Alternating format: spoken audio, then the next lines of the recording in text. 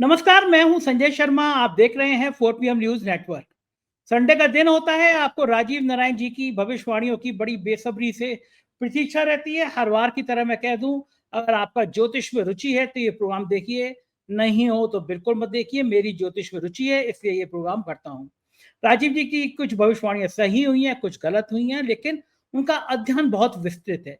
पेशे से इंजीनियर थे और इंजीनियरिंग छोड़ के अध्यात्म की दुनिया में आ गए। आज के प्रोग्राम में उन्होंने जस्टिस गवई के शपथ ग्रहण के बाद एक कुंडली बनाई और बताया कि गवई साहब का कार्यकाल कैसे रहेगा। उन्होंने पहले चंद्रचूड़ साहब की भी भविष्यवाणी कही थी, जो काफी हद तक सही भी हुई थी। आज उन्होंने विस्तार से बताया कि कुछ जज की ख्याति इतनी बेहतर क्यों होती है और कुछ की खराब क्यों होती है, कौन सा ग्रह ऐसा होता है। और यह भी बताया कि ऑपरेशन सिंदूर के बाद सिंदूर बांटने की योजना की ऐतिहासिक फजीयत के बाद भारतीय जनता पार्टी ने शर्म के मारे ये अभियान वापस क्यों लिया और क्या क्या हो सकता था।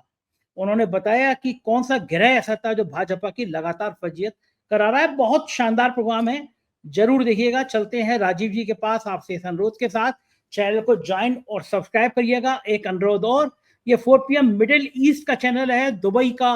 मैं आपको पता है, दुबई में जाके मैंने बनाया। आपको अगर मेरे को सहयोग करना चाहते हैं तो जाइए यूट्यूब पे 4 PM मिडिल ईस्ट कोरिया और इस चैनल को भी सब्सक्राइब करिए। चलते हैं राजीव जी के पास। 4 PM न्यूज नेटवर्क में स्वागत है राजीव नारायण जी आपका। संडे का दिन बड़ा लोगों को इंतजार रहता है आपका कि राजीव जी क्या क्या बढ़िया बढ़िया बातें करेंगे। पहले से मेरे पास मेल आने शुरू हो जाते हैं, राजीव जी से ये पूछना, राजीव जी से ये पूछना। और मैंने कहा राजीव जी पे 1 घंटा होता है और इतने सारे सवाल कैसे लिए जा सकते हैं। फिर बिल्कुल कई बिल्कुल राजीव जी को आते याद दिला देना कि पिछली बार उन्होंने कहा था कि इस बार सुप्रीम कोर्ट के चीफ जस्टिस गवई साहब के बारे में बताएंगे, उन्होंने जो कार्य किया है उसके बारे में बताएंगे। मुझे याद है कि जब चंद्रचूड़ साहब ने शपथ ली थी तो आपने उसी पल को जन्मपत्री बांध के भविष्यवाणी की थी कि कैसा रहेगा उनका कार्यकाल, और लगभग वही रहा। तो आज पहला सवाल मैं आपसे ये लेना चाहता हूँ कि गवई साहब की छवि बेहद अच्छी है, बेहद ईमानदार किस्म के जज हैं। आते ही उन्होंने कह दिया कोई सरकारी पद नहीं रिटायरमेंट के बाद। बहुत अच्छी परंपरा है ये। सुप्रीम कोर्ट के कई जजों ने कहा कि भाई हम रिटायरमेंट के बाद कोई पद नहीं देंगे, क्योंकि सुप्रीम कोर्ट की बहुत साख खराब हुई थी। एक चीफ जस्टिस पर एक महिला ने आरोप लगाया था और उसके बाद वो बड़े नतमस्तक हो गए, ऐसे चर्चा रहती है। उसके बाद वो राज्यसभा चले गए और कई फैसलों पर विवाद हुआ। चंद्रचूड़ साहब ने जो गणेश परिक्रमा करी प्रधानमंत्री जी को बुला के, लोगों ने कहा कि सुप्रीम कोर्ट के चीफ जस्टिस को ये कैसा नहीं करना चाहिए था। तो मेरा सवाल ये है कि गवई साहब की जो छवि रही है कि वो डेमोक्रेसी के, वो लोकतंत्र के बड़े हिमायती रहे हैं, वो गरीब वंचितों पिछड़ों के बड़े हिमायती रहे कि उनकी आवाज, जन सरोकार की आवाज सुनाई दी जानी चाहिए। तो आपका आकलन क्या है, क्योंकि आप तो जिस पल वो शपथ लेते हैं उस पल को जन्म मानते हैं, वही भविष्यवाणी बताते हैं। आपने पिछले प्रोग्राम में कहा भी था कि गवई साहब के बारे में, उनकी शपथ के बारे में आप चर्चा करेंगे। कैसा रहेगा गवई साहब का पूरा कार्यकाल? कार्यकाल कम है, लेकिन क्या वो इतिहास बना पाएंगे? आपका ज्योतिष शास्त्र क्या कहता है?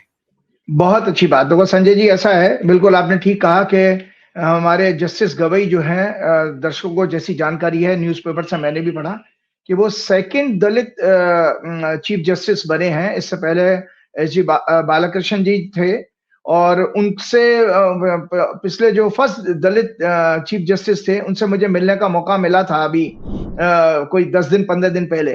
तो मैं अपनी फोटो शेयर करूंगा। मैं उनकी वाइफ और उनके साथ में मिला था, उनका 80वां जन्मदिन था, तो वो जरूर आप अपने दर्शकों को बताइए। तो मैं दर्शकों को बताता हूं कि हमारे नए चीफ जस्टिस साहब जो आए हैं, उन्होंने ये ओथ ली है 14 मई को। ये दर्शकों उसकी कुंडली है, 10:05 के आसपास उन्होंने ओथ ली थी 14 मई 2025 को। और कर्क लगन बना, कर्क लगन में इनकी कुंडली के में मंगल है लगन के अंदर, केतु तीसरे घर में, 5वें घर में चंद्रमा, इमोशनल लग्नेश 5वें घर में आकर राजयोग बना रहे हैं और मंगल की दृष्टि 7वें घर पर है। मंगल इस कुंडली का कर्क लगन के लिए 10वें घर का लॉर्ड भी होता है, मतलब योग कारक प्लेनेट होता है, दर्शकों को जानकारी है। 9th हाउस में शुक्र, शनि और राहु, और 10वें घर में उच्च का सूर्य और बुध जो है उसमें आता है, बुध जो कि इस कुंडली का तीसरे घर का लॉर्ड भी है। तो मैंने सबसे पहले ये इसमें राइटअप भी आप उस दर्शकों को दिखाइएगा, ये मैंने उसमें कमेंट भी लिखे हुए अपने हॉरोस्कोप में कि कि भाई इनका ये बड़ी एग्रेसिव अप्रोच रहेगी इस चीफ जस्टिस की। बेशक दर्शकों ये उनका 6 महीने का कारोबार क्या नाम है कार्यकाल है, लेकिन बेहद एग्रेसिव और बड़ा जो है इसमें क्या नाम है नैतिकता के मामले में मॉरलिटी और एथिक्स के ऊपर उनका कार्यकाल रहेगा, जैसे कि जो एज पर कॉन्स्टिट्यूशन का जो रेस्पेक्ट होता है।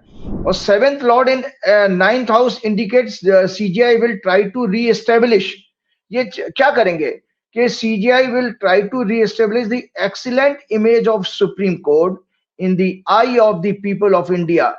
ही will focus better law and order and societal harmony in the country. He may try to remove the shortcomings in the laws of freedom of religion, life, and protection and protected. He will protect the fundamental rights of people. सबसे बड़ी बात, और 9th lord in 11th house indicates new laws protecting constitution. ये इसमें मैंने लिखा क्योंकि हमारा 9वां घर कॉन्स्टिट्यूशन का है। 11th हाउस जो होता है दर्शकों मंडे एस्ट्रोलॉजी के अनुसार वो नए लॉज का होता है।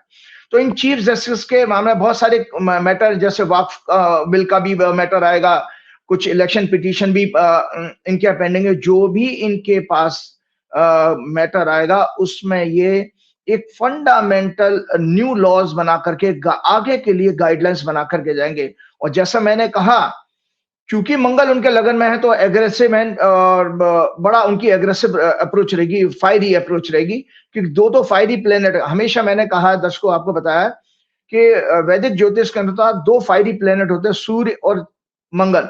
मंगल लगन में बैठा है, सूर्य उनके 10वें घर में है, जिस लगन में उन्होंने शपथ ली है। और उच्च का सूर्य वैसे भी डायरेक्शनल स्ट्रेंथ मिल जाती है, दिग्बली होता है। इस तरह से इन चीफ जस्टिस का कार्यकाल आने वाले कई सालों तक याद किया जाएगा। ये वो चीफ जस्टिस हैं, और इसीलिए देखिए उन्होंने सबसे पहला नैतिकता के नाम पर उदाहरण ये पेश किया कि उन्होंने कमिट किया कि भाई जो रिटायरमेंट के बाद हम कोई पद नहीं लेंगे। इससे पहले वे वाले चीफ जस्टिस साहब भी बहुत अच्छे थे, संजीव खन्ना जी, वो भी ट्रेंड सेट करके गए थे। तो ये अपने आप में बहुत बड़ी चीज है, जिससे कि जज जो हमारे होते हैं छोटे छोटे कार्यकाल मिलते हैं सुप्रीम कोर्ट में आते आते, तो वो अक्सर जो है ब्लैकमेल हो जाते हैं सरकार के द्वारा उस पद के कारण ही। तो ये उन्होंने जो किया वो उनके ग्रह इस तरह के बताते हैं। क्यों? क्योंकि इसमें देखिए बृहस्पति जो है उस समय जो इनका 9th लॉर्ड होता है वो 11th हाउस में है, जो 7th हाउस को देख रहा है, इमेज के हाउस को देख रहा है। तो ये मैंने और आपको थोड़ी सी और जानकारी मैं इसमें शेयर करता हूं, जो एक राइटअप है, ये जरूर दर्शकों को जरूर दिखाइएगा, जो मैंने आपने कहा भी है और इन्होंने इसके संकेत भी हैं। यहाँ जैसा मैंने ग्रहों की स्थिति में last chief justice Sanjeev Khanna की तरह वर्तमान सीजीआई ने भी देश को क्लियर किया कि डेमोक्रेसी में कॉन्स्टिट्यूशन ही इसकी अदर विंग्स जुडिशरी, एग्जीक्यूटिव और लेजिस्लेटिव से सुप्रीम है। उन्होंने आते ही पहले कह दिया था कि जब ये बहस चल रही थी धनखड़ जी ने और वो आपके निशिकांत दुबे और जाने किस किस ने जब सुप्रीम कोर्ट पे अटैक करना शुरू किया, तो उन्होंने पहले ही क्लियर किया कि कॉन्स्टिट्यूशन सुप्रीम है। जितने भी विंग्स हैं हमारी एक कंट्री की डेमोक्रेसी में, उसमें सुप्रीम कॉन्स्टिट्यूशन होता है। और याद रहे वैदिक ज्योतिष के अनुसार 9th हाउस जुडिशरी का होता है। मैंने आपको बताया 9वां घर जो है वो जुडिशरी का, 9th हाउस ही कॉन्स्टिट्यूशन का होता है। तो उसका पालन कर रहे हैं क्योंकि ग्रह उनका अलाउ कर रहा है। और उन्होंने स्पष्ट किया, as a head of judiciary he considers his position an opportunity to strive for social and political justice. अपने देखो इरादे कितने वो अच्छे से बता रहे हैं। He further said justice must be equitable irrespective of a person's social or monetary status. Timely justice will be his ultimate goal. इसके साथ प्रीवियस सीजीआई ने भी कहा कि वो पोस्ट रिटायरमेंट कोई गवर्नमेंट पोजीशन नहीं एक्सेप्ट करेंगे। उन्होंने कहा कि public trust in judiciary can not be commanded, it has to be earned. Command नहीं की जा सकती, ये तो हमको अपने जजमेंट से अर्न करनी चाहिए। तो उस तरह हमारे नए चीफ जस्टिस साहब काम करने वाले हैं कि ये बेसिकली पब्लिक का जो एक शेकी हो गया है ना, हमारा कुछ जुडिशियल डिसीजंस की वजह से पब्लिक का विश्वास, लोग हताशा में आ जाते हैं, डिप्रेशन में आ जाते हैं। तो मेरे को भी व्हाट्सएप पोस्ट करते हैं, अरे यार जुडिशरी भी कंप्रोमाइज हो गई। लेकिन इन चीफ जस्टिस साहब के 6 महीने के कार्यकाल में ऐसा नहीं होगा। उनकी जिस कुंडली में उन्होंने क्या नाम है शपथ ली उसके लिए, और जल्दी से मैं आपको थोड़ा सा एस्ट्रोलॉजिकल ब्रीफिंग भी बता देता हूं। Astrological analysis, Venus signify enacting of righteous law, control over जजेस, jury and court of law, society, social and entertainment side of the nation and prosperity. ये मंडेन एस्ट्रोलॉजी के अनुसार जुडिशरी को पूरा डिफाइन किया गया जो मैं बता रहा हूं। और बुद्ध क्या सिग्निफाई करता है? बुद्ध सिग्निफाई, क्योंकि बुद्ध इसमें 10वें घर में है, Budh signify intellectual calibre of nation, communication, commerce, literary world जिसको बुद्धिजीवी भी कहते हैं, journalism, media, scientific calibre of news written and spoken word, TV anchors, organisation, weather. ये मैं सब दर्शकों आप लोगों को इसलिए जानबूझ करके ये आपके इस ज्योतिष की सिग्निफिकेंस को बताता हूं, सो दैट कि बहुत सारे जो यंग बच्चे हैं जो एस्ट्रोलॉजी से मोटिवेट होकर के उसको पढ़ेंगे कि भाई देखिए, एक ज्योतिषी जब भविष्यवाणी करता है संजय जी, तो सिर्फ ऐसे ही नहीं है, वो बहुत सारे एक एक हाउस के परमिटेशन कॉम्बिनेशन इतने ज्यादा हैं, उसको किस तरह से हम कोरिलेट करके आपको एक्सप्लेन करते हैं, उसके लिए हमारी कॉन्शियसनेस पावरफुल होनी चाहिए, जिसको कि हम कहते हैं चेतना शक्ति। और तो अब जुपिटर क्या है? जुपिटर हमारे वैदिक एस्ट्रोलॉजी में, जुडिशरी का सब्जेक्ट हम अभी टेकअप कर रहे हैं इसलिए बता रहा हूं मैं, signify finance, revenues, banks, treasury, capitalism, lawyers, advocates, judiciary. Judiciary, advocate and lawyer ये आपके जुपिटर से रिप्रेजेंट होते हैं। Religious wisdom, religious places, wisdom is और विजडम इंस्टीट्यूशंस एंड एजुकेशन। मंगल क्या सिग्निफाई करता है? Signify execution, logic and reasoning. तो मतलब जब इनके मंगल लगन में है तो आप ये देखिएगा कि आने वाले ऐसे बहुत सारे जजमेंट ये देंगे कि जहां पर कितना ही बड़ा सरकार का अधिकारी हो, कितना ही बड़ा क्या ना मंत्री हो, उसको पनिशमेंट कंटेम्प्ट ऑफ कोर्ट के जजमेंट में किसी तरह के पनिश देने से चूकेंगे नहीं। इसीलिए उन्होंने, देखिए आते ही एक जजमेंट था, मैं पीछे कुछ दिन पहले एक जजमेंट आया जहां पर वो कह रहे हैं कि ईडी ने सारी सीमाएं लांघ दी हैं। तो कितना बड़ा जजमेंट था। अगली बार अगर ईडी का कोई इस तरह का लैप्स मिला तो वो ईडी के डायरेक्टर को भी जेल भेजने से चूकेंगे नहीं, क्योंकि दो दो क्षत्रिय ग्रह उनके कुंडली को प्रभावित कर रहे हैं जिसमें उन्होंने शपथ ली है। यद्यपि इनका कार्यकाल सिर्फ 6 मंथ का है, ये 23 नवंबर को रिटायर हो जाएंगे, परंतु इनका ये स्मॉल टेन्योर श्रीमद् भागवत गीता के अनुसार, जो श्रीमद् भागवत गीता में भगवान ने कहा कि बड़े पदों पर, उच्च पदों पर राजा या महत्वपूर्ण व्यक्तियों को कैसा आचरण करना चाहिए, उसके अनुसार ये काम करेंगे। क्योंकि 5 में और इनकी इस कुंडली में, जो कुंडली मैंने दिखाई है 5 में और लगन का एक्सचेंज आ रहा है, ये राजयोग होता है। 5वां घर मैंने कहा नैतिकता का, मन की शुद्धता और मतलब इमोशनल कोशेंट का होता है, नॉलेज का होता है, तो उसके बीच में इनका एक्सचेंज हो रहा है। तो इसलिए पॉलिटिकल लीडर्स को राइटियस न्यूज लॉ, संविधान की मूल आत्मा की व्याख्या करने और उसको एग्जीक्यूट करने वाले न्याय का उदाहरण पेश करते हुए बेहद सक्सेसफुल होगा। मैं इसमें बता रहा हूं कि श्रीमद् भागवत गीता के अनुसार इनका कार्यकाल समाज, देश, पॉलिटिकल लीडर्स को राइटियस न्यू लॉज, संविधान की मूल आत्मा की व्याख्या करने और उसको एग्जीक्यूट करने वाले न्याय का उदाहरण पेश करेगा। आने वाले समय में ये जुडिशियल सिस्टम में याद किया जाएगा। ये जन भावना के अनुसार नए righteous law, constitutional courts and others को रिफॉर्म करने का सक्सेसफुल प्रयास करेंगे। देश में धार्मिक उन्माद कम करने वाले रिलीजियस प्लेसेस को के बिफोर इंडिपेंडेंस के मूल रूप को बचाने का प्रयास करेंगे। जो बिफोर इंडिपेंडेंस जो हमारे जितने भी धार्मिक संस्थान हैं, उसके मूल को बचाने का ये अपने कार्यकाल में प्रयास करेंगे, क्योंकि उनकी कुंडली में इस तरह का योग है। जुडिशरी में करप्शन और डिले इन जस्टिस को दूर करके जुडिशरी में पब्लिक ट्रस्ट को रीएस्टेब्लिश करके छवि सुधारने का प्रयास करेंगे। इन्होंने अपनी भावना को स्पष्ट करते हुए पहले ही कह दिया, time for performance, audit of high court जजेस। उन्होंने पहले ही कह दिया कि now this is the time of performance, और ऑडिट करेंगे सुप्रीम कोर्ट। और इसके साथ सीजीआई ने स्ट्रॉन्ग ग्रहों के समय ली गई के कारण अपनी वर्किंग का संकेत देना भी शुरू कर दिया है। Constitution is supreme. उन्होंने पहले कहा parliament has the power to amend the constitution. वो क्या कहते हैं? Parliament has the power to amend the constitution, but it cannot touch the basic structure of the constitution. आपके पास पावर है नए कानून बनाने के, लेकिन कॉन्स्टिट्यूशन के बेसिक स्ट्रक्चर को आप टच नहीं कर सकते। उन्होंने कितने क्लियरली डिफाइन कर दिया है ये। तो और क्या ना, which the basic structure doctrine holds that certain fundamental features of the Constitution, such as its supremacy, the rule of law, and independence of the judiciary, cannot be amended or abrogated by Parliament through a constitutional amendment. ये supremacy जो supreme court के, उसको आप parliament में किसी अध्यादेश या किसी कानून के द्वारा नहीं आप बदल सकते हैं. ड्यूरिंग ए हियरिंग के case of Tamil Nadu government, SC said thrice, 3 बार कहा in the court to the centre government that ED crossing all limits, 3 बार कहा था, and stage the prove against a corporation, जिस कॉर्पोरेशन के खिलाफ उन्होंने जो ईडी जो है जांच कर रही थी. तो इस तरह से मैंने ये देखा कि ये कार्यकाल इनका बेहद सक्सेसफुल होने वाला है और हमको सरकार के लिए परेशानी पेश करेगा.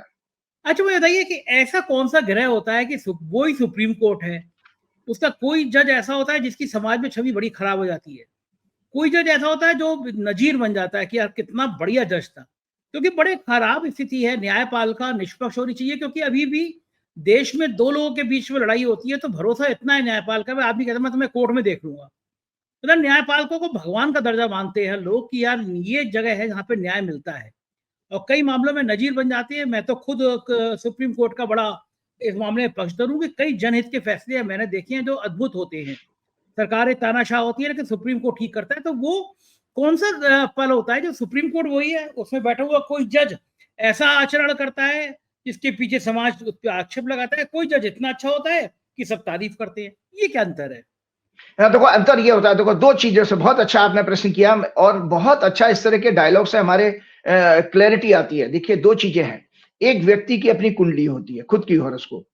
अब मेरे पास उनकी खुद की बर्थ डिटेल तो है नहीं, तो मेरे पास क्या कि जिस समय हम कोई कार्य शुरू करते हैं, हमेशा हमने आपके प्रोग्राम में कहा इसको फ्री विल कहा जाता है. भगवान, देखो 2 स्कूल ऑफ थॉट हैं. एक तो ये कहता है कि प्रारब्ध को बदला नहीं जा सकता, और हॉरोस्कोप कोई भी दर्शकों जो होता है वो आपका प्रारब्ध है. अंग्रेजी में इसको डेस्टिनी कहते हैं. It can not B change. लेकिन नहीं, दूसरा स्कूल ऑफ थॉट ये कहता है, गीता भी कहती है कि एक फ्री विल दी है भगवान ने. फ्री विल कहते हैं कि हम अपनी इच्छा से कुछ इसमें बदलाव ला सकते हैं, मतलब अपनी सफरिंग को कम कर सकते हैं या अपनी अचीवमेंट को बढ़ा सकते हैं. वो कैसे? काल का सम्मान करके. काल का सम्मान करके, काल मतलब समय, उसी को मुहूर्त कहा गया. तो उस फ्री विल क्या कहलाती है संजय जी, कि एक व्यक्ति किसी, उसकी कैसी ही कुंडली खराब हो, लेकिन आपने किस समय कौन सा कार्य शुरू किया, तो उस समय उसकी सक्सेस और फेलियर वहीं फिक्स हो गई उस कार्य के लिए. जैसे कि आपने कोई मूवी लॉन्च करी और मूवी लॉन्च करने पर अगर वो समय ठीक नहीं है तो वो मूवी पिट जाएगी, चाहे जितना मर्जी आपने अच्छा काम किया हो. तो 2 चीजें हैं. अब यहां पर नफा नुकसान का जो क्वांटम है वो कैसे फिक्स होगा? मान लीजिए आपकी कुंडली में अच्छी दशा चल रही है तो ज्यादा बड़ा नुकसान नहीं होगा, होगा नुकसान जरूर, क्योंकि आपने गलत समय पे जो कार्य किया उसका आपको दंड तो भोगना पड़ेगा. और आपकी अच्छी कुंडली के ग्रह क्या बता रहे हैं कि वो बहुत बड़े नुकसान को बचाने के लिए मिनिमाइज कर दिया. इसी तरह से अगर आपने कितने ही अच्छे स्टार्स हों और गलत समय पर करेंगे तो ये आपको फेलियर देखना पड़ेगा. तो मैंने यहां पर ये देखा कि जो ओथ ली जाती, हालांकि जो उन्होंने बेचारों ने कोई अपना क्या नाम, अपनी मर्जी से तो उन्होंने ओथ नहीं लियो. ये तो ग्रहों की गणना है. बीइंग ए ज्योतिषी मेरा काम था, मुझे देखना था, और मैंने आपके सामने, देश के सामने एक उनकी एनालिसिस दी कि ये सीजीआई का ऐसा कार्यकाल होगा. जैसे कि उदाहरण के तौर पर इसी बात को स्पष्ट करते हुए मैं आप लोगों को बताता हूं कि आपको याद होगा कि मैंने डोनाल्ड ट्रंप की ओथ की भविष्यवाणी की थी. डोनाल्ड ट्रंप की ओथ की भविष्यवाणी की थी कि भाई ये आदमी किस तरह का बिहेव करेगा. तो यहां पर आ गया ना काल की बात कि डोनाल्ड ट्रंप एक बहुत बड़े आदमी है, दूसरी बार प्रेसिडेंट बन के आए, बहुत जबरदस्त बम्पर विक्ट्री मिली, लेकिन उनका जो कार्यकाल है लगभग आप फरवरी, मार्च, अप्रैल, मई और मतलब 4 महीने से ऊपर हो गए हैं. अब वो किस तरह का पूरी दुनिया भर में वो उन्होंने उथल पथल मचा रखी है. तो वो गलत समय के शपथ लेने के कारण, क्योंकि उस समय उनकी जो ग्रहों की स्थिति थी वो बहुत अच्छी नहीं थी. तो इसी बात को मैं आगे बढ़ाते हुए ये बता रहा हूं कि ये देखिए, ये डोनाल्ड ट्रंप ने जब ओथ ली थी, ये वाली कुंडली है. तो इस कुंडली में आप देखिए कि जहां जितनी अच्छी बात है मैं चीफ जस्टिस के ओथ में बता रहा हूं, यहां पर लग्नेश जो है मंगल नीच के थे और इनके जो है चंद्रमा पीड़ित था. इस कुंडली का। और इसमें जो है ये भी बेसिकली अहंकारी इतने ज्यादा कि मंगल सूर्य चौथे और 10वें घर की दृष्टि चौथे और 10वें घर में बैठे हैं। तो ये केवल और केवल गलत समय पर किए हुए कार्य का परिणाम है कि जो हमको अलग अलग रिजल्ट दिखाई देते हैं, अलग अलग रिजल्ट दिखाई देते हैं। राजीव जी, कुछ लोग कहते हैं कि जब आप घर से बाहर कदम रखें या कहीं अच्छे काम के लिए जाएं तो आपकी अगर दाईं नाक से नाक चल रही हो, वायु ले रहे हो आप, तो शुभ होता है, बाईं आंख से नहीं होता। ये इस तरह का भी कोई प्रावधान है क्या ज्योतिष शास्त्र में? देखिए, इसका एक न्यूरोलॉजिकल बता देता हूँ कि एक पैरासिम्पैथेटिक सिस्टम है और एक सिंपैथेटिक सिस्टम है। कि जैसे एक तो ये चीज है कि हमारे लेफ्ट और राइट से हम ये डिसाइड कर सकते हैं कि हम अंडर स्ट्रेस किसी काम को शुरू कर रहे हैं या इमोशनल लेवल पर हम जा रहे हैं। तो वो चीज है। अदरवाइज इसमें एक प्रश्न कुंडली बनती है। जो लोग पहले के ज्योतिषी होते थे, वो जिस समय आपकी लेफ्ट राइट अगर नोज आपकी एक्टिव है तो उस दौरान एक हॉरोस्कोप बन जाता था। उस हॉरोस्कोप में प्लेनेटरी पोजीशन पता लग जाती थी। तो आप इसको कार्य सिद्धि कहते हैं, मतलब किसी काम को सिद्ध करने के लिए आप निकल रहे हैं। जैसे कि आप मान लीजिए एक कॉन्ट्रैक्ट साइन करने जा रहे हैं, तो कॉन्ट्रैक्ट साइन करने जा रहे हैं, तो जो व्यापार के लिए जा रहे हैं कॉन्ट्रैक्ट साइन करने जा रहे हैं, तो उसका हॉरोस्कोप में 7वां घर होता है। तो अगर आपकी कुंडली में उस समय जब आप घर से निकलना चाह रहे हैं और आपने बेस बना लिया अपना, उसको हम किसी भी तरह से देख सकते हैं। चाहे हम कोई फूल उठा करके देख लें या कोई और चीजें कर लें। हमको एक लगन बनाना उस क्षण का, उस मोमेंट का, जिसमें हमको अपनी जर्नी शुरू करनी है। तो उसमें हमने ये देख लिया कि 7वां घर अगर पीड़ित आ रहा है या चंद्रमा उस समय किसी 6, 8, 12 में जा रहा है, क्योंकि चंद्रमा हमारा स्टेट ऑफ माइंड है और स्टेट ऑफ माइंड अगर अच्छा नहीं होगा तो हमसे गलत डिसीजन हो जाएगा। तो इस तरह से छोटी छोटी एक्टिविटीज से हम अपने फेलियर्स को कंट्रोल करने की कोशिश की जाती थी। ये प्योर एक गणना है जो डेली बेसिस पे की जा सकती है कि आप जिस लगन में कार्य करने निकले। ये अभी से मैं दर्शकों को एक साथ बता देता हूं। जिस समय भी आप किसी भी दिन कोई इंपॉर्टेंट महत्वपूर्ण मीटिंग के लिए जा रहे हैं, कार्य करने जा रहे हैं, जर्नी शुरू कर रहे हैं या बच्चे का एडमिशन कराने जा रहे हैं, उसमें यह देख लीजिएगा लगन की स्थिति, क्या लगन निकल के आ रहा है और चंद्रमा की स्थिति खराब नहीं हो रही है। खराब कौन से? ज्योतिष में 12 कुंडली के हाउसेस में से 3 घर खराब कहे गए, 6, 8, 12 उसमें ना आ जाए, बस उसके लिए ये सारी गणनाएं बताई गई। तो ये आम आदमी कैसे कर पाएगा? हम तो उसे क्या पता कि कैसे बनता है लगन और कैसे बेचारा। नहीं, बड़े कामों के लिए पहले क्या करते थे? पहले आप जो आपका जैसे डॉक्टर होता है, वकील होता है, इसी तरह रेगुलर एस्ट्रोलॉजर होता था।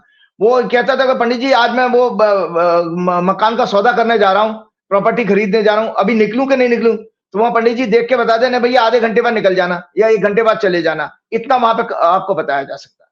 वो रेगुलर लेवल पर है। यूपी के नेता, यूपी सॉरी, ये पूरे देश भर के नेता, देश भर के अफसर तो बड़ी बड़ी घूस लेते हैं, रिश्वत लेते हैं। उन्हें पहले पूछ लेना चाहिए कि ये कौन सा काम। कभी पकड़े जाते हैं बेचारे, कभी कभी। अभी कल परसों ईडी का एक आदमी पकड़ गया। मतलब अपना अपने अपने में लड़ ले। सीबीआई ईडी को गिरफ्तार कर रही है, ईडी सीबीआई पे आरोप लगा रही है, ये आपस में लड़ मर जा रहे हैं। तो परसों ईडी का एक अफसर रिश्वत लेते हुए गिरफ्तार हुआ। तो कम से कम इनको भी एक ज्योतिष रखना चाहिए, भाई मैं रिश्वत लेने जा रहा हूँ, ये ग्रह सही है या नहीं है। मैं जस्ट मजाक पूछ रहा हूँ आपको, क्योंकि ये तो बड़ी समस्या की बात है ना कि उसके लिए तो बड़ा अच्छा है। 4 करोड़ की रिश्वत मांगी थी उसने। या उत्तर प्रदेश में गाइए अभिषेक प्रकाश, वो एक लंबी रिश्वत बेचारे मांगने के आरोप में ही सस्पेंड हो गए। तो वो जो है इस तरह के अफसरों की भी अपनी जन्मपत्री होनी चाहिए कि भाई ये लंबा खेल हम खेलने जा रहे हैं, तो इसमें हम ग्रह देख लें। अब वो बेचारे हमारे डीजीपी साहब इंतजार करते रह गए, एक्सटेंशन होगा नहीं होगा, फिर बाद में अलग अलग कहानियां हुई, डीजीपी का चयन हुआ। तो इन सबको फिर लगन देखनी चाहिए। यानी आने वाले समय में अगर ये बात प्रचलन में आ गई तो ज्योतिषी कम पड़ जाएंगे। हर आदमी ज्योतिषी को हायर करके रखेगा, भाई मेरे संग रहे, मैं आज दिन में ये काम करने जा रहा हूँ। क्योंकि जो बड़े लोग होते हैं वो रोज कुछ ना कुछ महत्वपूर्ण काम करते हैं, व्यक्तिगत फायदे के लिए करते हैं, धंधे के लिए करते हैं। तो कुछ दिनों बाद तो ये हो जाएगा कि एस्ट्रोलॉजर भी हायर किए जाएंगे, भाई मेरे संग रहना है आपको, 30 के 30 होते हैं। हाँ, तो अभी भी होता है ना संजय जी, चूंकि हमको ये इस चीज की अवेयरनेस नहीं है। आपके जितने भी स्टॉक मार्केट के बड़े बड़े जो ब्रोकर्स हैं, बॉम्बे में बैठे हैं बड़े बड़े ब्रोकर्स, वो लोग अपने पैनल में एस्ट्रोलॉजर रखते हैं। वो एस्ट्रोलॉजर बताते हैं कि किस समय सौदा उठाना है और किस समय सौदा काटना है, बेचना है। अच्छा, वो बिना यस भाई, वहां पर लाखों करोड़ों का वारे न्यारे हो रहे हैं, उनको प्रिकॉशन ये लेते ही लेते हैं। और पूरी पक्की साइंस है। देखिए पहले के टाइम में क्या होता था कि ये बातें हैं तो पुरानी, तो उस समय एस्ट्रोलॉजी पढ़ते सब थे, गुरुकुल में पढ़ाई होती थी, तो गुरुकुल में रेगुलर सब्जेक्ट होता तो सब पढ़ते थे ज्योतिष। एस्ट्रोलॉजर कोई प्रोफेशनल बनेगा वो अलग ग्रह योग है, लेकिन पढ़ने से क्या आपको थोड़ी बेसिक जानकारी तो होती थी कि इतना तो आप आजकल ऐप है, आप ये देख सकते हो कि मेरा चंद्रमा खराब तो नहीं आ रहा, तो थोड़ा बच सकते हो और करके देखिए। सबसे बड़ी बात है कि इसको करके देखिए। मैं तो बहुत लोग मेरे से पूछते हैं, जैसे शादी की तारीख निकालना, जो जब मैरिज की डेट वगैरह फिक्स किया था, तो मैं बकायदा कुंडली को और पंचांग के मुहूर्त को लेकर के उसको कंबाइन स्टडी करके बताता हूँ, क्योंकि पंचांग में जो भी मुहूर्त दिए हैं वो दुनिया भर के लिए दिए हैं, लेकिन संजय शर्मा के लिए कौन सा मुहूर्त है वो आप संजय शर्मा की कुंडली को क्लब करके देखा जाएगा, उसके बाद ही वो जो है एक लंदन से बड़े बिजनेसमैन है, वो मुझे 3 मेल कर चुके हैं। वो ये जानना चाहते हैं कि राजीव जी इतने पॉपुलर हैं, पूरा देश, पूरे दुनिया के बड़े बड़े लोग उनको दिखाने आते हैं, अपनी जन्म पत्री पूछते हैं, तो राजीव जी भी तो बहुत पैसा होगा। अब ये सवाल मुझसे कई लोग पूछ चुके हैं, तो मैं उनसे क्या कहूँ कि राजीव जी अब बहुत सारा इनकम टैक्स देने लगे हैं। वो कह रहे हैं राजीव जी हमें मैंने कहा अगर ये सवाल ज्यादा फैल गया तो ईडी की रेट पक्का राजीव जी क्या होगी, क्योंकि मोदी जी तो इंतजार कर रहे हैं कि राजीव जी में पैसा इकट्ठा हो और हम इंक्वायरी शुरू कराएं। आप जैसा जैसा बोलते हो ना, तो मोदी जी तो इनकम टैक्स और ईडी को बता के बैठे होंगे कि राजीव जी को कौन कौन हायर कर रहा है, जरा बताओ कितना पैसा इकट्ठा हो गया। राजीव जी वाकई बहुत पैसा है आपके पास? नहीं, वो कोई पैसा नहीं है, वो तो मैं आपके प्रोग्राम में दिखा चुका था। जब कोविड के पीरियड में मेरे 86 रुपीज रह गए थे, जब मेरे खाते में इतना पैसे, मैं बकायदा पीएनबी की पासबुक दिखाई थी। मुझे आपको परेशान करने का मन कर रहा है, इसलिए मैं आपको नहीं, दूसरा आपको पता है संजय जी, आपको ही आप ही के प्रोग्राम में मैंने कहा था कि भाई मैंने कहीं भी, देखिए मेरा किसी भी सोशल मीडिया प्लेटफॉर्म पे मेरा नंबर नहीं है। आप लोगों वो आपके ऑफिस में बेचारे तंग करते हैं लोग, बहुत सारे लोगों ने कहा आप मेरे रिसेप्शन पे बैठने वाली लड़की बेचारी, उसने लिस्ट, मैंने कहा लिस्ट बना दे। मुझसे एक दिन बड़ी रुआसी हो गई, सर कैसे लिस्ट बना दूं, रोज 30 लोगों के फोन आते हैं। मैं कहा पहले नाम और एड्रेस पूछ लिया कर। बोले 30-40 फोन रोज आते हैं, राजीव जी का नंबर दे दो, नंबर दे दो। अब मेरे पास भी इतने फोन आते हैं राजीव। अच्छा राजीव जी, आप ये हैंडल कैसे कर पाते हो, इतनी भीड़, इतने फोन नंबर हमसे लोग लेते हैं। जस्ट मैं ये इसलिए आप शो में बता दो कि लोग मुझे भी परेशान करते हैं। तो आपसे सवाल करने का तरीका क्या है, मतलब कैसे आदमी अप्रोच करे, आपको फोन करे, मेल करे, क्या करे? देखिए वो ऐसा है कि वो नंबर जो आपके यहाँ से दिया जाता है, उस नंबर को, वो व्हाट्सएप का नंबर है। तो मैं तो लोगों से कहता हूँ आप मुझे फोन मत करो, क्योंकि फोन उठाना देखिए संजय जी सबके लिए संभव नहीं है। और बहुत सारे लोग कहते हैं कि जैसा आप अपने प्रोग्राम में वो रिटन हॉरोस्कोप दिखाते हो, एरो बना के दिखाते हो, ऐसा भेजो। मैंने भैया मैं अकेला आदमी, मेरे पास कोई एम्प्लॉय नहीं है और मैं ये बिल्कुल काम नहीं कर सकता। हाँ, आपके क्वेश्चंस हैं, आप उनको आप पहले से तैयार कर लीजिएगा। जो भी आप किसी डॉक्टर के पास जाते हो, वकील के पास जाते हो, अपन भी परेशानी लेके जाते हो, वो समाधान करने के लिए मैं तैयार हूं एस्ट्रोलॉजी के बेसिस पर। या आप मेरी वॉइस को रिकॉर्ड कर सकते हो, अपना प्रूफ रखना है, आप मेरी वॉइस रिकॉर्ड कर लो। तो संजय जी मैंने किसी अपने ट्विटर, फेसबुक, किसी सोशल मीडिया प्लेटफॉर्म में मेरा कॉन्टैक्ट नंबर नहीं है।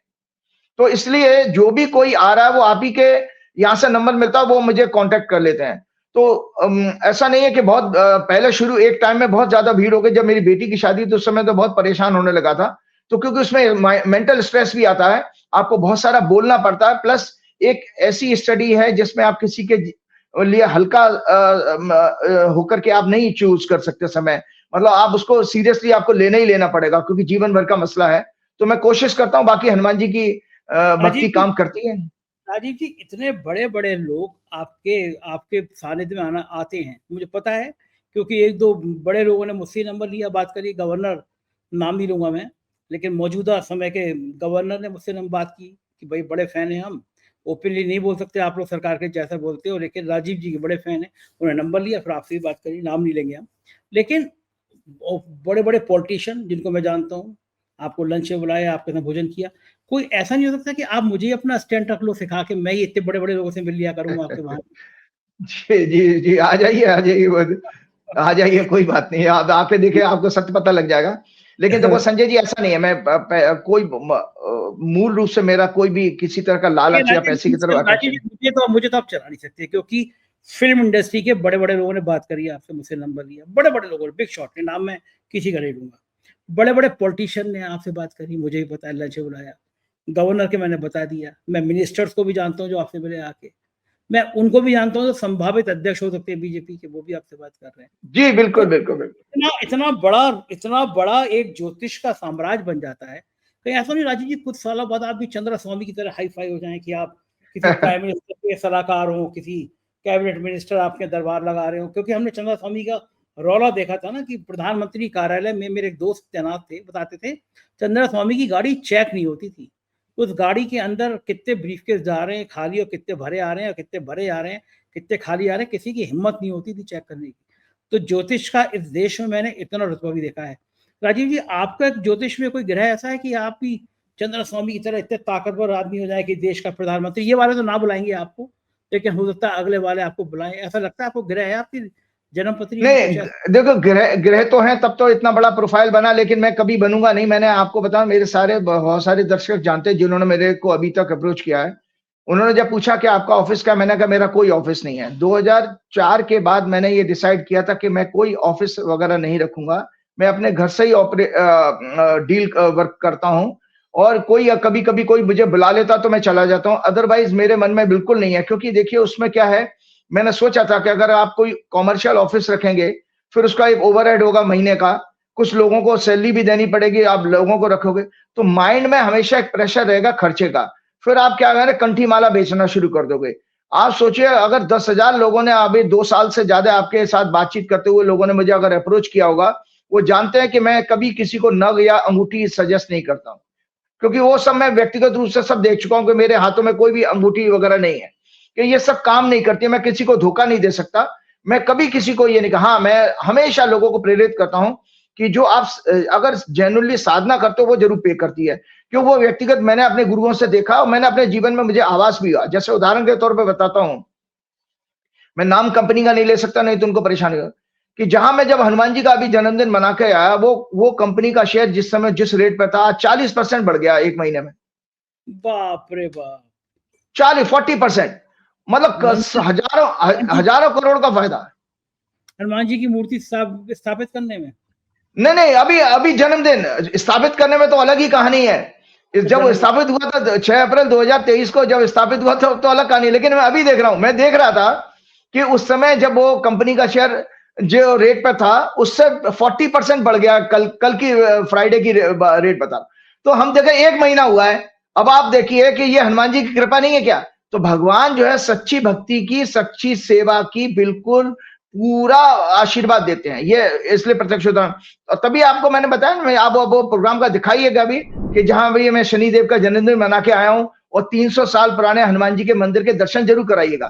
तो हम अपने विषय पर आए, हमारा वरना पर्सनल प्रोग्राम ज्यादा हो जाएगा। नहीं आज अगला सवाल मेरा ये है, भारतीय जनता पार्टी की तरफ से एक कहा गया नहीं कहा गया अलग विषय है, लेकिन बड़े अखबार में भास्कर में खबर छपी कि भारतीय जनता पार्टी ऑपरेशन सिंदूर के बाद कथित कामयाबी के बाद, कथित मैं इसलिए कह रहा हूं कि उनके संग चाइना पहले खड़ा था, अमेरिका ने उनको पाकिस्तान को युद्ध के समय फंड दे दिया, और परसों रशिया भी उनके संग आके खड़ा हो गया। रशिया ने व्यापारिक समझौता कर लिया। तो बीजेपी के लिए, भारत के लिए बहुत नुकसानदायक साबित हुआ।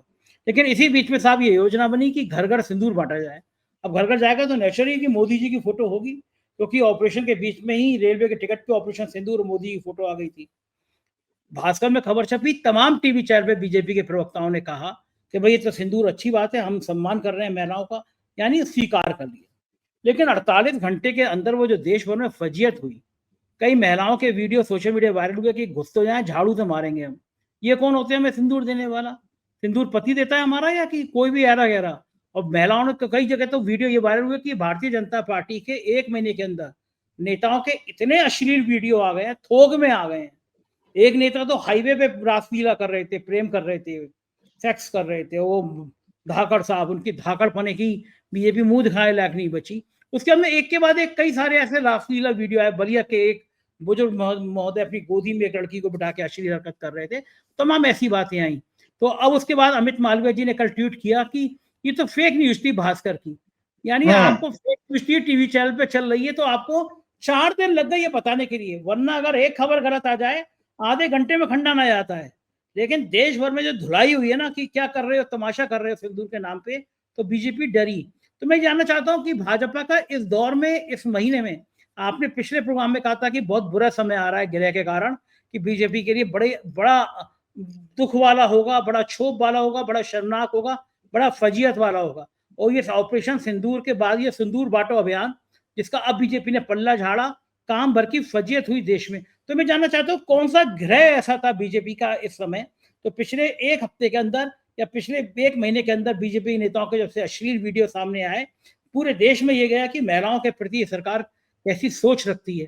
तो कौन सा ग्रह ऐसा था जो बीजेपी को इतनी फजीयत का सामना करना पड़ा, ये मैं जानना चाहता हूँ। बहुत मजा आएगा आज इस प्रश्न के ऊपर बोलने में, और मैं बोलूंगा, आप सुनिएगा, फिर आप कहिएगा। देखिए, सबसे पहले दर्शकों मैं आपको बता देता हूं, मेरा 30 मार्च 2025 का आपके यहाँ का प्रोग्राम है, जब मैंने भाजपा की वर्षफल को चर्चा की थी।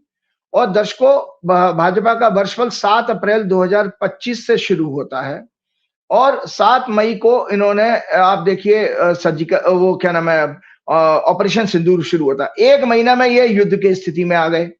उसके बाद फिर देखिए मोदी जी क्या क्या ड्रामा कर रहे हैं, वो आपके सबके सामने है।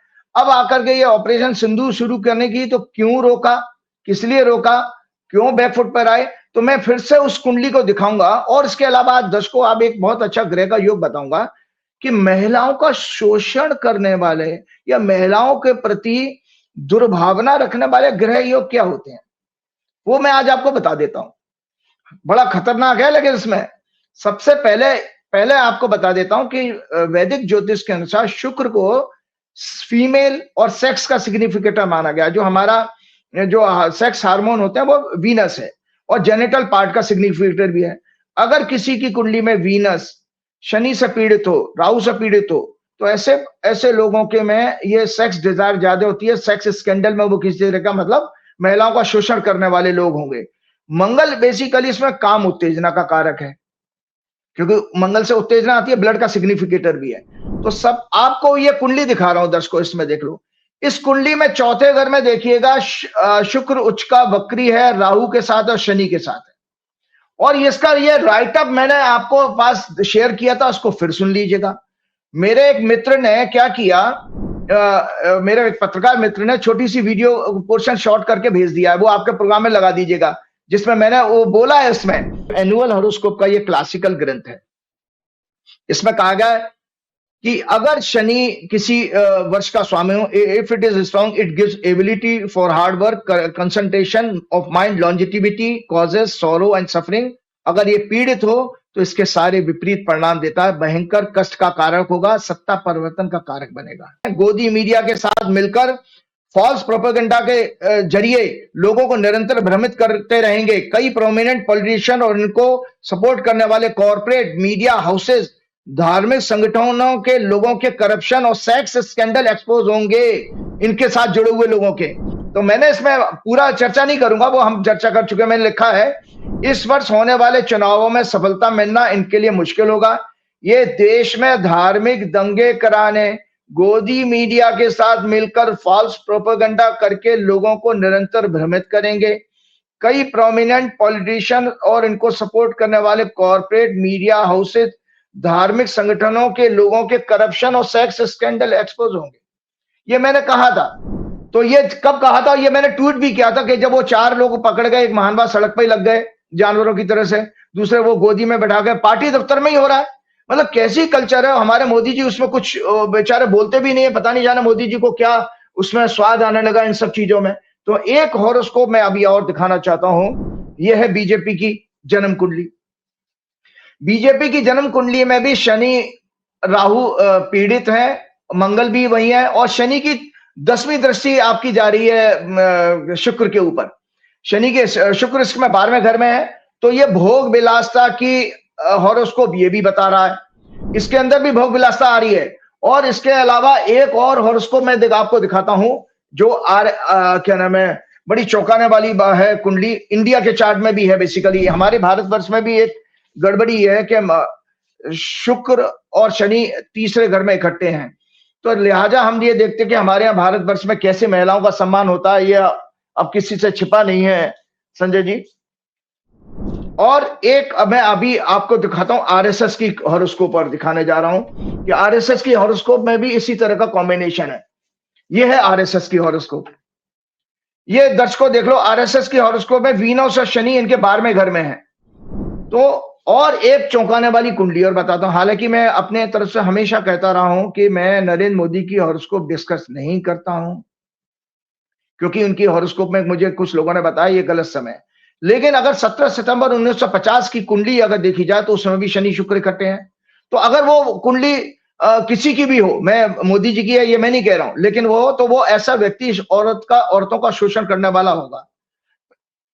ठीक है, तो ये सब चीजें जो सिंदूर विंदूर जो सारी बातें की, ये एक बेसिकली एक पाखंड है और बेसिकली महिलाओं का कितना मान सम्मान इसमें इस पार्टी के कार्यकाल में हुआ है, उसका मैं एक छोटा सा मैंने एक रिसर्च तैयार की है संजय जी, वो मैं आपके साथ शेयर करना चाहता हूं।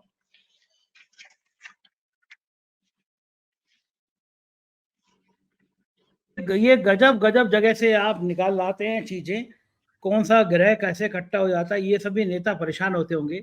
हम तो इतना छुप के बंद कमरे में काम करते हैं और राजीव जी को सब पता चल जाता है। उनको भी समझ में नहीं आता कि ये ग्रह कहाँ से इकट्ठे कर लाते हैं आप सारे। ये किसकी जन्म पत्रिका किसकी दिखा रहे हैं अब आप? ये तो मैं आपको दिखा रहा हूँ, ये आप सुन लीजिए।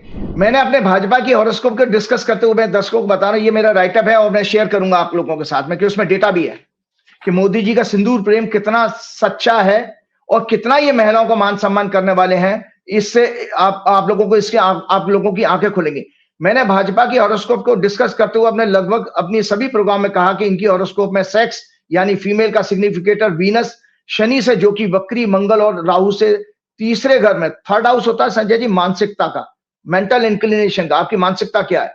कुकर्म करने का साहस भी थर्ड है, साहस भी है, दुस्साहस भी है, साहस भी। अगर पीड़ित हो तो कुकर्म करने का दुस्साहस, मतलब उसके लिए भी तो करेज चाहिए गलत काम करने के लिए, कि वो महोदय हाईवे पे ही लग गए तो वो दुस्साहस नहीं था क्या। तो मैं पीड़ित होकर अपनी 10वीं दृष्टि से शुक्र, जो कि भोग 12वें घर में, 12वां घर होता भोग विलासता का, पीड़ित कर रहा। अतः ये पार्टी आज ही नहीं भविष्य में कभी भी महिलाओं का सम्मान और रक्षा नहीं कर पाएगी, बल्कि मुगलों की तरह, मैं आज बहुत बड़ी बात कर रहा हूं, जैसे मुगल लोग और लेडीज को भोग की वस्तु मानते थे, तो इनकी सोच भी लगभग उसी तरह की है कि ये पार्टी आज ही नहीं भविष्य में कभी भी महिलाओं का सम्मान रक्षा नहीं कर पाएगी, बल्कि मुगलों की तरह फीमेल को भोग की वस्तु समझेगी। आरएसएस की कुंडली में, डोनाल्ड ट्रंप की कुंडली में भी है। आप देखिए, आपको दर्शकों मैंने कहा था कि वीनस शनि का कॉम्बिनेशन सबको दिखाऊंगा, ये डोनाल्ड ट्रंप की कुंडली है। डोनाल्ड ट्रंप की कुंडली में भी वीनस और शनि इकट्ठे हैं साथ साथ। तो ये हॉरोस्कोप में एक और डोनाल्ड ट्रंप किस तरह के करैक्टर वाले हैं ये पूरी दुनिया को पता है कि पिछले कार्यकाल में तो वो इम्पीचमेंट उनका केवल सेक्स के कारण के वजह से ही हुआ था, महिलाओं के संबंधों के कारण। तो मैंने कहा, और बीजेपी के वर्षफल 25-26 जो अभी शुरू हुआ, जो मैंने कुंडली दिखाई थी, मैं भी वक्री और उच्च का शुक्र 6वां घर का लॉर्ड है, जो कि शनि राहु से पीड़ित है, 4th हाउस डोमेस्टिक अफेयर्स में है। इसलिए मैंने अपने 30 मार्च के प्रोग्राम में कहा था कि ये पार्टी इस वर्ष चुनावों में सफलता के लिए किसी भी हद तक गिर सकती है और सेक्स स्कैंडल एक्सपोज होंगे बड़े बड़े लोगों के, इनके सपोर्ट करने वाले। इसलिए हमने देखा कि किस तरह देश में अलग अलग जगहों पर यूपी, एमपी, इनके नेताओं के हाईवेज पर पार्टी ऑफिस में सेक्स के मामले एक्सपोज हुए हैं अभी पिछले 8-10 दिन में। इससे पहले भी मणिपुर से लेकर फीमेल स्टूडेंट पर, फीमेल पहलवानों पर हाथरस कांड, उन्नाव कांड, देश ने इनके कार्यकाल में देखे हैं ये सारे के सारे।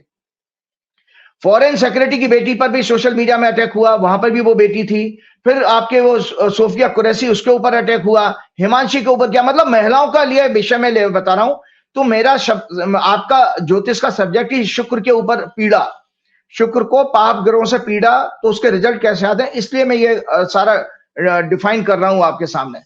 तो इन्होंने अटैक किया और एक सिंगल घटना के लिए ना तो मोदी जी, शाह और योगी ने कोई खेद व्यक्त किया। किसी भी एक सिंगल इंसिडेंट बता दीजिए जहां इन्होंने कभी इन घटनाओं के लिए मोदी जी ने कभी माफी मांगी हो देश से, या योगी जी ने, शाह ने मांगी हो।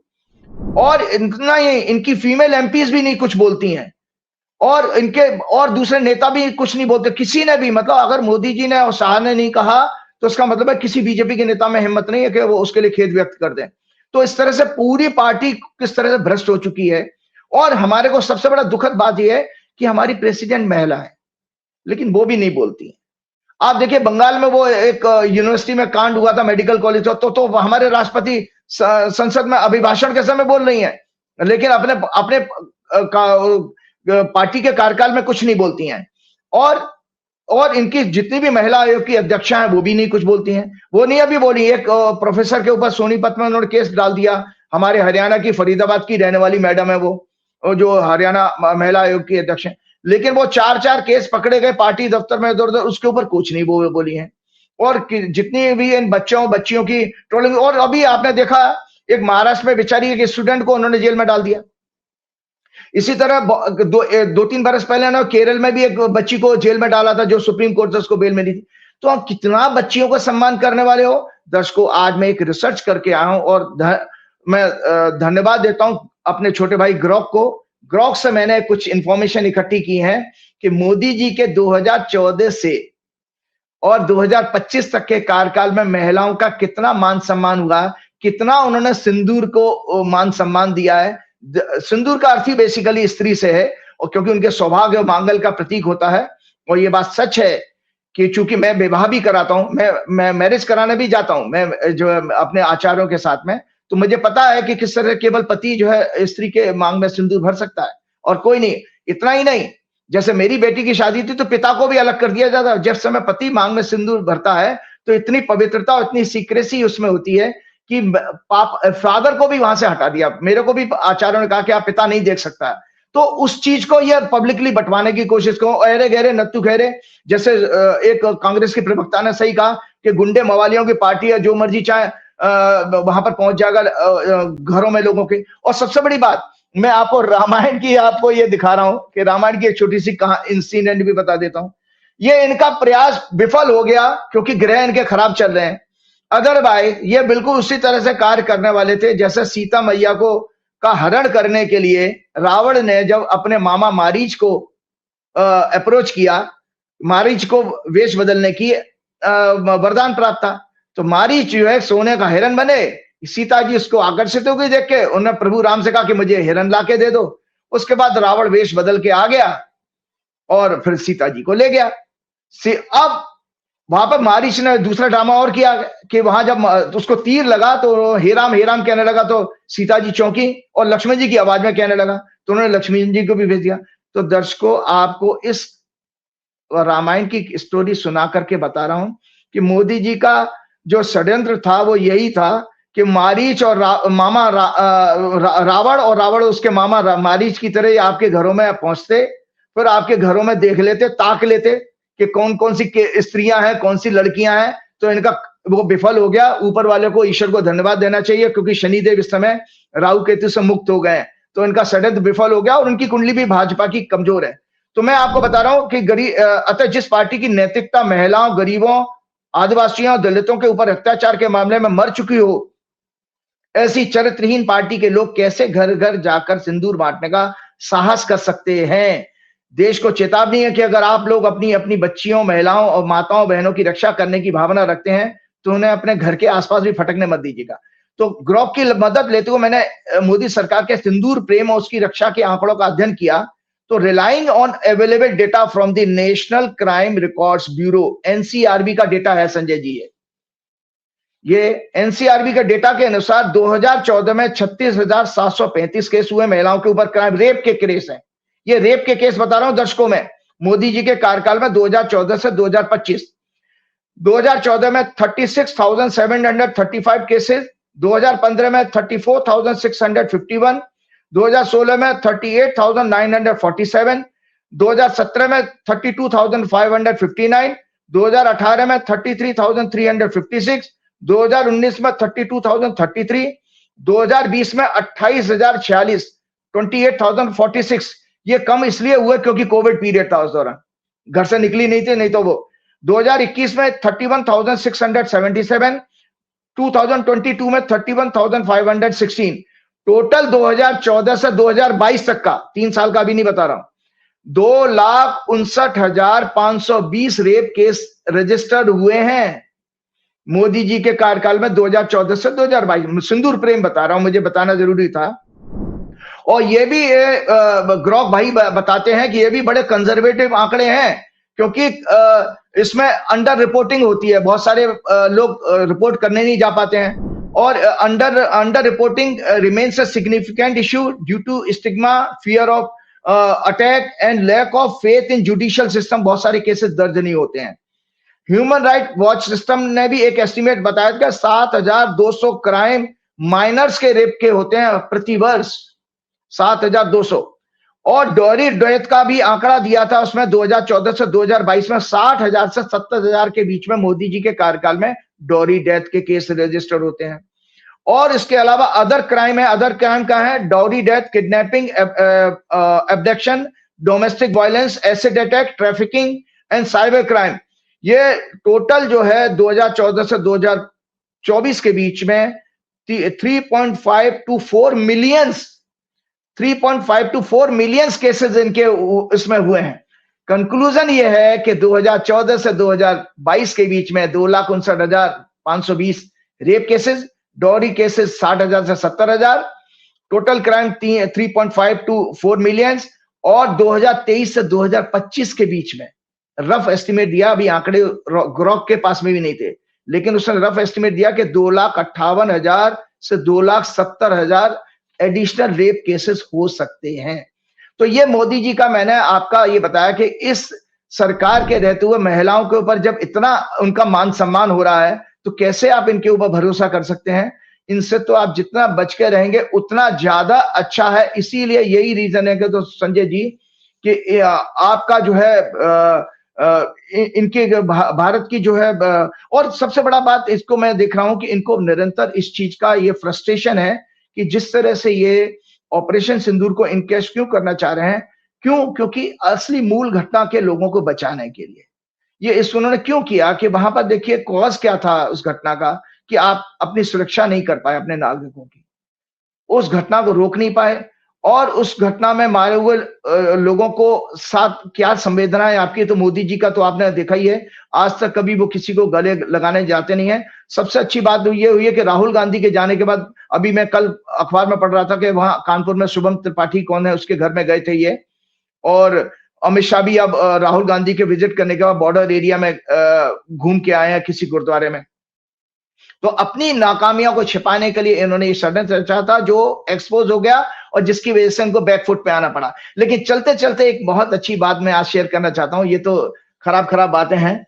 आज मैं एक हॉरोस्कोप ये डिस्कस करना चाहूं राहुल गांधी की। मैंने आप लोगों को कहा भी था कि मैं राहुल गांधी की हॉरोस्कोप, मैंने आपके कुछ प्रोग्राम पहले कहा था कि राहुल गांधी के मई के महीने से बहुत अच्छे स्टार शुरू हो रहे हैं। दो लोगों के डिटेल वाली राहुल वाली अगले प्रोग्राम में करेंगे, आप संक्षिप्त बताइए। हाँ, मैं बिल्कुल डिटेल वाली अगले प्रोग्राम में करेंगे, लेकिन हाँ डिटेल वाली अगले प्रोग्राम में करेंगे। लेकिन मैं बता देता हूं, एक दर्शकों को बता दो कैसे हम लोग एस्ट्रोलॉजिकल रिसर्च करते हैं कि आज का ट्रांजिट की मैंने एक अलग कुंडली बना ली कि 1 जून 2025 को राहुल गांधी की कुंडली में ग्रह कैसे बैठे होंगे। लगन वही रखा 7 नंबर बना के। तो ये देखो राहुल गांधी की जन्म की हॉरोस्कोप है दर्शकों, जो डिटेल में अगले प्रोग्राम में। तुला लगन की कुंडली है, चंद्रमा इनके तीसरे घर में, 5वें घर में राहु है, ये फिर से देख लें, 5वें घर में राहु है, और 7वें घर में शनि है, जुपिटर इनके साथ लगन में बैठा है, मंगल सूर्य इनके 9th हाउस में है, बुध इनके 8वें घर में है, और केतु इनके 11वें भाव में, शुक्र लग्नेश होकर 10वें भाव में। तो संजय जी मैंने ये हॉरोस्कोप इसलिए बनाई है कि ये आज की स्थिति है जब हमारा प्रोग्राम हो रहा है राहुल गांधी। तो केवल दर्शक ये देखें राहु की महादशा चल रही है, दर्शक ये देखें जो पिछली कुंडली और इस कुंडली में दोनों आप अपने ऑफिस में बोलिएगा एक साथ लगा देंगे कि राहु उसी पोजीशन पे आ गया जहां उनका जन्म का राहु था 1970 में। तो आपको जानकारी अगले प्रोग्राम में डिटेल बात करेंगे इसमें। तो मैं आपको बता दूं कि ये अगर चांस मिलता, तो मैंने इसमें कमेंट लिखा है, यहां देख लीजिएगा, डिटेल में हम करेंगे। अगर ये ने चांस मिलता तो ये मोदी जी से अच्छे नेता और पीएम प्रूव होते। सुपर डिप्लोमेटिक सक्सेस इनको मिलती और उनका करेज इनके साथ होता। मैंने अपने प्रोग्राम में भी कहा था 19 मई के बाद पॉलिटिकली राहुल गांधी का एक्सीलेंट टाइम शुरू हो रहा है। World politics as well as national politics में ये नरेंद्र मोदी से बहुत ज्यादा सक्सेसफुल, और उनका नेम फेम भी नरेंद्र मोदी से ज्यादा होगा। इसके साथ चलते चलते मैं अपना प्रोग्राम समाप्त करना चाहूंगा क्योंकि आज पूरा वक्त हो गया हमारा। तो श्री गुरु चरण सरोज रज निज मन मुकुर सुधार, वर्णव रघुवर विमल जसु जो दायक फलचार, बुद्धिहीन तनु जान के सुमरो पवन कुमार, बल बुद्धि विद्या देव मोह हरऊ कलेश का। जय श्री राम, जय हनुमान। बहुत शुक्रिया राजीव जी। देखा आपने, ये थे राजीव नारायण जी, और मुझको यकीन है बातचीत आपको पसंद आई होगी। आपके प्यार भरे कमेंट का मुझे इंतजार रहेगा, ये मेरे लिए बड़ा हौसला बढ़ाता है। जरूर बताइएगा कैसा लगा प्रोग्राम। शुक्रिया, थैंक यू।